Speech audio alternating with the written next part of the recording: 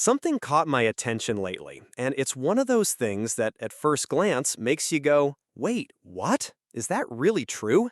You know how sometimes you hear a statement from a big company or a well known figure and it just sticks with you? Well, this one definitely did. It came from none other than Toyota, a company that, let's be honest, has been a massive player in the automotive world for decades. They're practically synonymous with reliable cars, and they were pioneers in the hybrid space, right? Think about the Prius. That car changed the game for a lot of people. So when the president of Toyota, Akio Toyoda, made a pretty bold claim recently, it certainly turned heads. He essentially said that 9 million electric vehicles, the fully battery-powered ones, are as polluting as 27 million hybrids. Let that sink in for a second.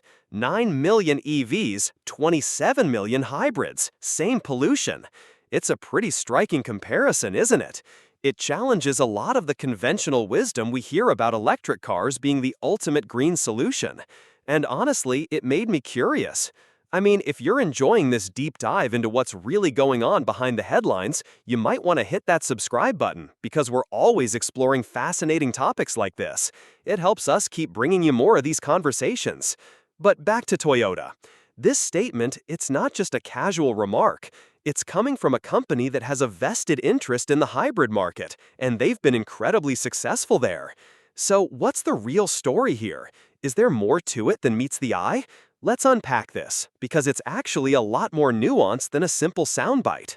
When we talk about a car's environmental impact, it's not just about what comes out of the tailpipe, or in the case of an EV, what doesn't come out of the tailpipe. It's about the entire journey of that vehicle, from the moment its raw materials are dug out of the ground, through its manufacturing, its years on the road, and even to its eventual recycling or disposal. This is what we call the life cycle emissions, or more specifically for vehicles, the well-to-wheel emissions. It's a holistic view, and it's absolutely crucial for understanding the true environmental footprint of any car, whether it runs on gasoline, electricity, or a combination of both. Toyota's argument, as articulated by Akio Toyoda, really zeroes in on two main points that he believes make electric vehicles less clean than they appear. The first is the manufacturing process, particularly the production of those big, heavy batteries that power electric cars. And the second, which is perhaps even more critical to his argument, is where the electricity used to charge those EVs actually comes from. Let's break down that first point, battery manufacturing. It's true, making those lithium-ion batteries isn't a zero-emissions process. It requires mining raw materials like lithium, cobalt, and nickel, and then processing them and assembling them into a battery pack. All of these steps consume energy and generate carbon emissions. So yes, an electric car starts its life with a larger carbon footprint than a conventional gasoline car, or even a hybrid, purely because of the energy-intensive battery production. It's like taking out a loan, an environmental debt, if you will, at the very beginning of the car's life. But here's where the story gets interesting, and where the scientific consensus often diverges from Toyota's narrative. That initial carbon debt from battery production, it's not permanent. It's a one-time cost, and it gets paid back over time as the electric vehicle is driven. Why? Because while it's being driven, it's not burning fossil fuels directly. A gasoline car, on the other hand, is constantly emitting carbon dioxide every single mile it travels. A hybrid is doing the same, albeit less so than a pure gasoline car because it uses a combination of electric power and a smaller internal combustion engine. So that initial carbon footprint of the EV starts to shrink in comparison with every mile driven, eventually becoming smaller than that of a gasoline car or a hybrid. Think of it like this. Imagine you're building a super energy-efficient house. The construction might initially require more materials or specialized processes that have a higher upfront environmental cost. But once that house is built, it uses significantly less energy for heating and cooling over its entire lifespan, ultimately making it much greener than a standard house. It's a similar principle with electric vehicles. Now let's move on to the second and arguably more contentious part of Toyota's argument, the source of electricity. This is where Akio Toyoda's statement really hinges. He points out that if the electricity used to charge electric vehicles comes from power plants that burn fossil fuels, like coal or natural gas, then those EVs aren't truly zero emission. They're just shifting the emissions from the tailpipe to the power plant. And he's not entirely wrong about that. The cleanliness of an electric vehicle is directly tied to the cleanliness of the electrical grid it plugs into. If you're charging your EV in a region that relies heavily on coal-fired power plants, then yes, the overall emissions associated with driving that EV will be higher than if you were charging it using electricity generated from, say, hydropower, solar, or wind. Toyota specifically mentioned Japan's energy mix, which still has a significant reliance on thermal power plants. So, from his perspective, in Japan, producing and driving more EVs might not actually reduce carbon emissions as much as people hope, or it might even increase them in certain scenarios, if the grid isn't clean enough. This is a valid point to consider, and it highlights the importance of a holistic approach to decarbonization. It's not just about the cars, it's about the entire energy ecosystem. However, this is also where the argument becomes a bit of a generalization, and where the broader scientific community often presents a different picture. While it's true that the energy mix matters, studies from reputable organizations like the International Council on Clean Transportation, or ICCT, consistently show that even in regions with a relatively dirty energy grid, electric vehicles still tend to have lower life cycle emissions than comparable gasoline cars or hybrids. Why?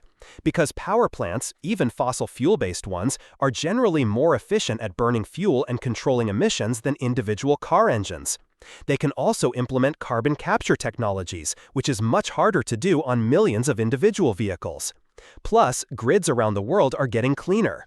There's a global push towards renewable energy sources. So, while an EV might be charging from a coal plant today, in 5 or 10 years, that same EV might be charging from a much cleaner mix of solar, wind, and other renewables. The car itself doesn't change, but its environmental impact improves over time as the grid evolves.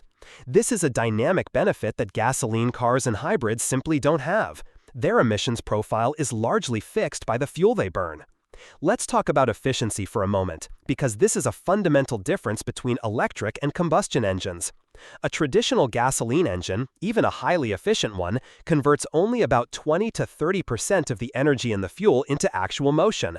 The rest is lost as heat, noise, and friction. Think about how hot an engine gets. That's wasted energy. Electric motors, on the other hand, are incredibly efficient, converting upwards of 70–80% of the electrical energy into motion. This inherent efficiency means that even if the electricity comes from a less than perfect source, the electric vehicle is still making much better use of that energy. It's like the difference between a leaky bucket and a well-sealed one. Even if you're filling both from the same tap, the well-sealed bucket is going to deliver a lot more water to where it needs to go. Now, let's bring it back to the specific numbers Toyota used: 9 million EVs versus 27 million hybrids. This implies a 1:3 ratio, suggesting one EV is as polluting as 3 hybrids. This ratio is what really raises eyebrows among environmental researchers. Most independent studies, when looking at the full life cycle, find that EVs are significantly cleaner than hybrids, often by a factor of 2 or 3, and sometimes even more, depending on the energy mix. For example, in a country like Brazil, which has a very clean energy grid dominated by hydropower, the environmental advantage of electric vehicles is even more dramatic. An EV in Brazil might have a carbon footprint that's a fraction of a gasoline car's and substantially lower than a hybrid's. So, while Toyota's statement might hold some truth in very specific, limited scenarios, like an EV charging exclusively from a coal plant in a country with no plans to decarbonize its grid, it doesn't reflect the global reality or the trajectory of energy production. The scientific consensus is pretty clear: electric vehicles, over their lifetime, are generally the cleaner option. The initial carbon cost of battery production is quickly offset by the lack of tailpipe emissions and the increasing cleanliness of electricity grids worldwide. In fact, many studies show that the payback period for that battery carbon debt can be as short as 1.5 to 2 years of driving, even in regions with less clean electricity. After that, every mile driven in an EV represents a net environmental gain. It's also worth considering Toyota's position in all of this. They've been incredibly successful with hybrids, and they've invested heavily in that technology. It's a proven, reliable, and popular solution for many consumers who aren't ready for a full EV or don't have access to charging infrastructure. So it's understandable that they would want to highlight the benefits of their core product. Their strategy has been to offer a diverse range of powertrains: gasoline, hybrids, plug-in hybrids, and even hydrogen fuel cell vehicles, rather than going all in on battery electric vehicles like some other manufacturers. They argue that this multi-pathway approach is more realistic and effective for global decarbonization, as different regions have different needs and different energy infrastructures. And there's some merit to that argument. The transition to a fully electric fleet is a massive undertaking, fraught with challenges related to raw material supply, charging infrastructure, grid capacity, and consumer adoption. It's not a simple flip of a switch. However, when it comes to the specific claim about pollution equivalency, the data from independent research organizations tends to paint a different picture. It suggests that while hybrids are a step in the right direction, and certainly better than pure gasoline cars, electric vehicles represent a more significant leap towards reducing carbon emissions over their full life cycle, especially as renewable energy sources continue to expand globally. So, what's the takeaway from all of this? It's a reminder that environmental discussions, especially around complex technologies like automobiles, require a nuanced understanding. Sound bites and simple comparisons can be misleading. It's important to look at the full picture, consider the entire life cycle, and understand the underlying data. While Toyota's statement highlights valid concerns about the source of electricity and the manufacturing process, it doesn't fully capture the long-term environmental benefits and the evolving landscape of electric vehicle technology and renewable energy. Ultimately, the goal is to reduce overall carbon emissions, and both hybrids and electric vehicles play a role in that. But based on the overwhelming scientific evidence, electric vehicles, particularly as grids become cleaner, offer a more substantial path to a lower carbon future. It's a journey, not a destination, and every step towards cleaner transportation, whether it's a hybrid or an EV, is a step in the right direction.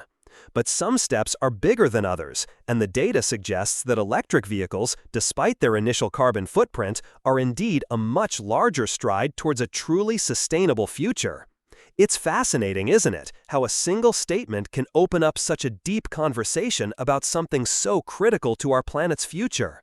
And that's why it's so important to keep asking questions, keep digging for the full story, and keep learning. Because the more we understand, the better decisions we can make, both as individuals and as a society. And that, my friends, is a conversation worth having. And if you've enjoyed this conversation and you're still with me, then you're exactly the kind of curious mind we love to connect with. So don't forget to subscribe and join our community as we continue to explore these complex and compelling topics. We're always here, ready to dive deep into the next big question that catches our collective attention. Thanks for listening, and I'll catch you on the next one.